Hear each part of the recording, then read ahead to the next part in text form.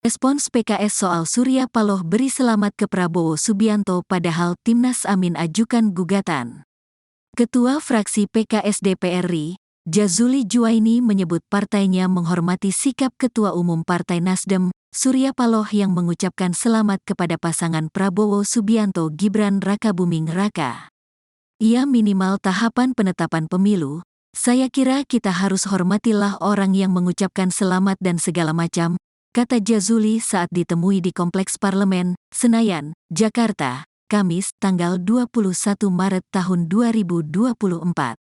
Demikian juga PKS, Jazuli mengatakan, pihaknya juga mengucapkan selamat kepada Prabowo Gibran.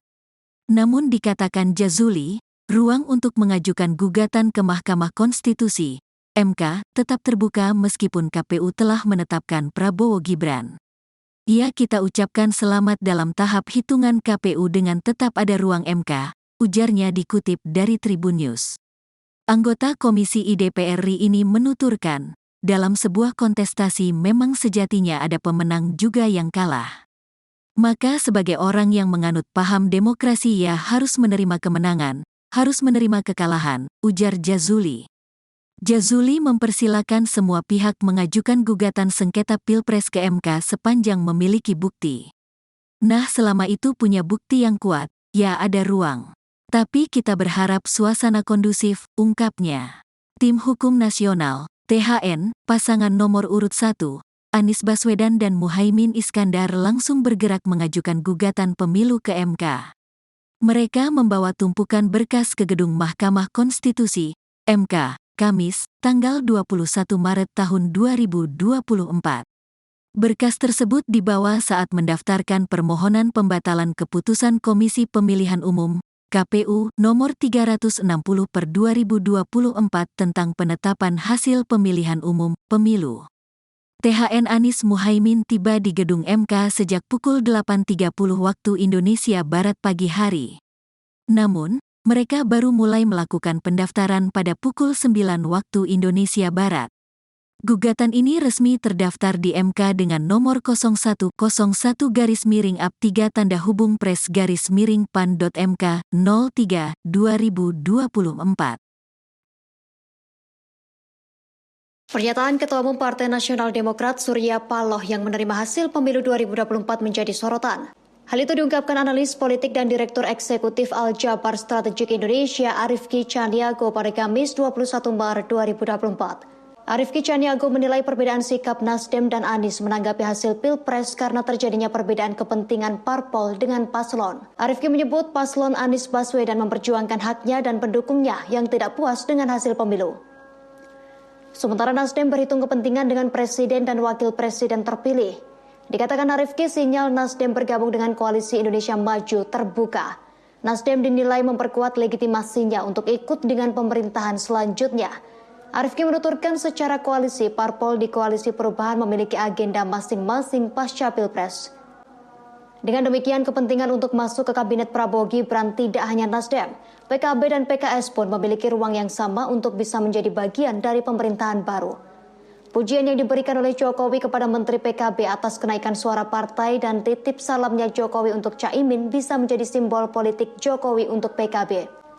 Selain itu, PKS disebut juga membaca kesempatan yang sama untuk menjadi bagian dari pemerintahan Prabowo, lantaran sudah lama menjadi partai oposisi dan punya kedekatan yang lama dengan Prabowo. Ketua fraksi PKS DPR RI Jazuli Juwaini menyebut partainya menghormati sikap Ketua Umum Partai Nasdem Surya Paloh yang mengucapkan selamat kepada pasangan Prabowo Subianto Gibran Rakabuming Raka. Demikian juga PKS, Jazuli mengatakan pihaknya juga mengucapkan selamat kepada Prabowo Gibran. Namun dikatakan Jazuli, ruang untuk mengajukan gugatan ke Mahkamah Konstitusi atau MK tetap terbuka meskipun KPU telah menetapkan Prabowo Gibran. Anggota Komisi 1 DPR RI ini menuturkan dalam sebuah kontestasi memang sejatinya ada pemenang juga yang kalah. Jazuli mempersilahkan semua pihak mengajukan gugatan sengketa Pilpres ke MK sepanjang memiliki bukti. Tim Hukum Nasional THN pasangan nomor urut 1 Anies Baswedan dan Muhaimin Iskandar langsung bergerak mengajukan gugatan pemilu ke MK. Mereka membawa tumpukan berkas ke gedung Mahkamah Konstitusi atau MK pada Kamis 21 Maret 2024. Berkas tersebut dibawa saat mendaftarkan permohonan pembatalan keputusan Komisi Pemilihan Umum KPU nomor 360/2024 tentang penetapan hasil pemilihan umum atau pemilu. THN Anies Muhaimin tiba di gedung MK sejak pukul 8:30 waktu Indonesia Barat pagi hari. Namun mereka baru mulai melakukan pendaftaran pada pukul 9 pagi. Gugatan ini resmi terdaftar di MK dengan nomor 01-01-PAN-PAN-PAN-03/MK-03/2024. Jadi seandainya nanti ini diterima sebagai satu argumen yang kuat oleh Mahkamah Konstitusi, tentunya kami mengharapkan dilakukan pemungutan suara ulang tanpa diikuti oleh calon wakil presiden 002 yang saat ini. Tim Hukum Nasional pasangan Anies Muhaimin telah resmi mendaftarkan sengketa Pilpres ke Mahkamah Konstitusi hari ini Kamis 21 Maret 2024. Salah satu permohonan yang diajukan yakni pemungutan suara ulang tanpa calon wakil presiden nomor urut 2 Gibran Rakabuming Raka. Ketua THN Anies Muhaimin Ari Yusuf Amir menyebut Gibran sebagai biang masalah dalam Pilpres 2024. Oleh karena itu, Gibran tak boleh ikut dalam pemungutan suara ulang. Ari mengatakan tujuannya agar tak ada cawe-cawe lagi dari Presiden Jokowi. Terkait pendaftaran sengketa Pilpres via online, THN Anies Muhaimin sudah bersiap sejak pukul 1 dini hari. Kemudian pagi ini, tim datang langsung ke MK untuk melengkapi berkas fisik. Ari mengatakan gugatan sengketa Pilpres ini merupakan amanat dari lebih 40 juta pemilih paslon 01. Oleh karena itu, THN merasa bertanggung jawab untuk mengajukannya ke Mahkamah Konstitusi. Sebelumnya, KPU telah menetapkan pasangan Prabowo Gibran sebagai pemenang Pilpres 2024. Paslon nomor urut 2 tersebut unggul dengan perolehan 96,2 juta suara. Disusul Anies Muhaimin dengan 40,9 juta suara dan Ganjar Mahfud 27 juta suara. Jadi yang kami sampaikan dalam naskah kami, intinya adalah permasalahan pencalonan calon wakil presiden di 02. Dari awal proses tersebut bermasalah dan lanjutan masalahnya luar biasa. Karena kebetulan calon wakil presiden ini adalah anak seorang presiden, sehingga membawa dampak yang begitu luar biasanya. Nah, dampak inilah yang kami uraikan. Bagaimana fakta-fakta yang kami ditemukan di lapangan, pembagian bansos yang begitu masif, aparat penyelenggara pemilu ikut main, aparat pemerintah ikut main, itu semua kami uraikan di permohonan kami. Jadi seandainya nanti ini diterima sebagai satu argumen yang kuat oleh Mahkamah Konstitusi, tentunya kami mengharapkan dilakukan pemungutan suara ulang tanpa diikuti oleh calon wakil presiden 002 yang saat ini. Dan itu diganti, calon wakilnya silakan siapa saja diganti. Mari kita bertarung dengan jujur, dengan adil, dengan bebas.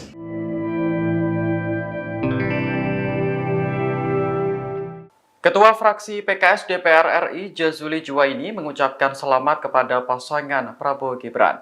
Diketahui KPU telah menetapkan paslon nomor urut 2 tersebut sebagai pemenang Pilpres 2024. Jazuli mengatakan dalam sebuah kontestasi sejatinya ada pemenang dan ada yang kalah. Oleh karena itu, PKS sebagai partai yang paham demokrasi juga harus menerima hasilnya. Kendati demikian, Jazuli menyebut ruang untuk mengajukan gugatan ke Mahkamah Konstitusi tetap terbuka.